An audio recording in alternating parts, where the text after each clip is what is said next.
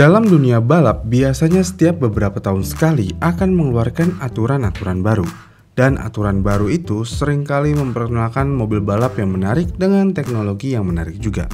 Contohnya pada akhir tahun 1960-an, GSI mengumumkan bahwa akan ada perubahan peraturan dari volume mesin yang unlimited menjadi dibatasi hanya jadi 5 liter.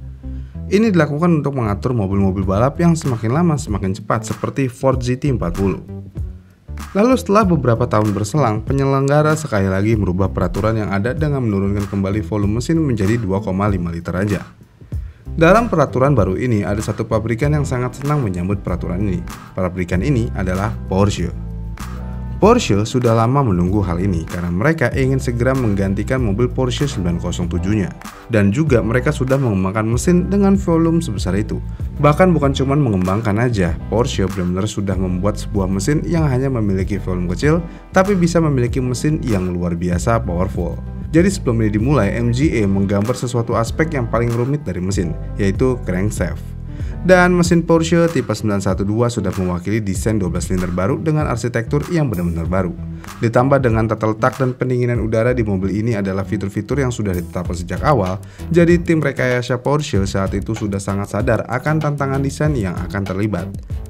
Hans Mees sebagai kepala insinyur Porsche kala itu sedang mengembangkan crankshaft flat design dengan jurnal non-split yang berbeda dari pendekatan tipikal Porsche untuk mesin flat. Dengan desain inovatif ini, Porsche hanya memerlukan 8 bantalan utama, ya ini cukup berbeda dari mesin sebelumnya yang membutuhkan 14 bantalan, yang berarti hal ini dapat mengurangi resiko pelumasan yang tidak sempurna dan gesekan pada mesin. Selain itu, hal ini juga memungkinkan membuat permukaan bantalan menjadi lebih luas dan tentu aja hal ini dapat meningkatkan keandalan. Dengan desain tersebut, crankshaft tersebut jelas lebih pendek daripada crankshaft konvensional Porsche yang pada akhirnya tentu aja membuat mesin menjadi lebih kompak. Dan mesin ini disebut sebagai mesin V12 180 derajat. Kenapa demikian? Ya karena dengan konfigurasi non-box ini dapat menyederhanakan kompleksitas mekanis mesin. Selain itu, karena mesin ini memiliki silinder yang sangat banyak yang berarti akan ada masalah di getaran yang sangat luar biasa di mesin ini. Namun oleh Porsche, semua itu bisa dihilangkan hanya dengan mengubah drivetrainnya yang semuanya di pinggir. Untuk mengurangi getaran, Porsche memasang drivetrainnya di tengah dan semua aksesoris yang diperlukan juga digerakkan melalui gigi dan poros dari sana, termasuk kipas pendingin, pelumasan, pengapian, dan sistem bahan bakar. Kemudian untuk menunjang drivetrain tersebut, crankshaft ditempatkan di dalam poros magnesium yang dihentikan oleh dua headcam dan masing-masing silinder dilengkapi dengan dua katup berongga besar berlapis sodium dan blok percikan ganda untuk memastikan keandalan yang luar biasa mesin ini. Dan juga sudut katup menjadi lebih rendah dibandingkan dengan mesin 908. Ya meskipun headnya memiliki konstruksi yang mirip tapi semuanya berbeda. Namun meskipun memiliki kekuatan dan keandalan yang luar biasa, kecepatan tinggi menjadi masalah utama. Karena mobil apapun yang menggunakan mesin ini dapat terbang seketika ke udara. Dengan demikian, Porsche akhirnya melakukan sesuatu yang luar biasa di sasis mobilnya, yang mana Porsche melakukan upgrade penting di sasis dan aerodinamisnya untuk meningkatkan downforce mobilnya. Dan hal ini membuahkan hasil ketika mesin ini digunakan balap untuk pertama kalinya di musim dingin kala itu. Mobil yang menggunakan mesin ini langsung bisa menduduki posisi pertama dan kedua secara keseluruhan pada tahun 1970 dan 1971 di 24 jam of Le Mans. Tapi walaupun mobil ini bisa memenangkan balapan, Porsche terus membenahkan diri dengan cara memodifikasi bagian belakang mobil yang dilakukan untuk meningkatkan penanganan karena belakang mobil ini dapat menghasilkan daya angkat yang signifikan daripada downforce. Setelah pengembangan dan upgrade tersebut, mobil yang menggunakan mesin ini benar-benar tidak terkalahkan. Ya bisa dibilang Porsche berhasil membuat mobil yang hampir selalu menang. Kemudian setelah Porsche merasa berhasil dengan mesin tersebut, Porsche kemudian mengembangkan lebih lanjut mesinnya menjadi versi 4,9 liter dan 5 liter yang bisa menghasilkan tenaga sampai 600 horsepower.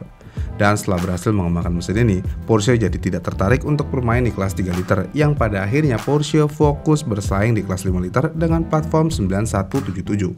Dan hasilnya Porsche berhasil memenangkan beberapa balapan dan yang pasti mobil ini benar-benar bisa diandalkan sepenuhnya. Kenapa bisa? Ya baik lagi, semua ini berkat valve train yang ditempatkan di tengah. Dan karena valve trainnya mesin ini di tengah, ini juga berfungsi untuk membuat Porsche dengan mudah untuk mengembangkan mesinnya, yang mana Porsche akhirnya membuat mesin ini jadi lebih jauh. Porsche menambahkan silinder di mesinnya menjadi 16 silinder yang mampu menghasilkan lebih dari 800 horsepower pada 8.300 rpm. Dan volumenya pun bisa disesuaikan dengan sesuka hati, mau 6 liter atau 7,2 liter. Dengan kemudahan dan kehebatan mesin ini, pembalap mobil 9117 kala itu menggambarkan mobil ini sebagai monster dan percaya bahwa mobil ini memiliki potensi untuk menghasilkan hingga 2000 horsepower dengan turbocharging. Pembalap tersebut juga bilang kita dapat mendengar satu bagian dari mesin menyala sebelum yang lain ikut menyala. Namun entah kenapa nih, setelah pencapaian yang luar biasa ini, desainer yang merancang mesin masterpiece ini mundur dari proyek tersebut. Namun Porsche tidak menyelesaikan penarikan diri dari seri Can.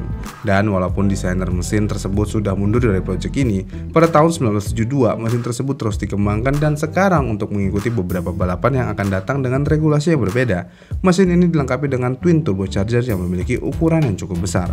Dan mesin tersebut dapat mengeluarkan tenaga dengan mudah yang tembus sampai 1000 horsepower. Kemudian pada musim 1973, Porsche melakukan upgrade lagi. Upgrade-nya terlihat sederhana namun sangat signifikan. Untuk melakukan upgrade ini, Porsche menggunakan mesin 5,4 liter di mobil 917/30. Dan setelah upgrade, mesin ini bisa mengeluarkan tenaga hampir 6000 horsepower di tahun 70-an. Dengan mesin tersebut, Porsche 917/30 dapat memenangkan 6 dari 8 balapan dan mendominasi seri sedemikian rupa sehingga aturan harus dimodifikasi untuk menekan dominasi Porsche. Perlu dicatat nih bahwa mobil ini memiliki konsumsi bahan bakar yang substansial dan dilengkapi dengan tangki bahan bakar besar yaitu sebesar 330 liter dan mengkonsumsi bahan bakar dengan tingkat 85 liter per 100 km. Pada waktu itu, Porsche 917/30 adalah mobil terkuat yang pernah dibuat dan menandai proyek paling ambisius Porsche. Oh iya, untuk membuat mobil ini menjadi legal untuk balapan, regulasi mengharuskan Porsche membuat mobil ini setidaknya 25 unit. Namun sayangnya, setelah dilakukan penjualan mobil sebanyak 25 unit, tidak ada orang yang bisa mengendalikan tenaga sebesar ini. Yang pada akhirnya ada satu orang atau bisa dibilang pembalap amatir yang menggunakan mobil ini mengalami kecelakaan dan meninggal dunia. Namun walaupun ada kisah tragis di balik mobil yang menggunakan mesin ini, Porsche berhasil menghasilkan salah satu mobil balap vintage yang paling terkenal dalam sejarah.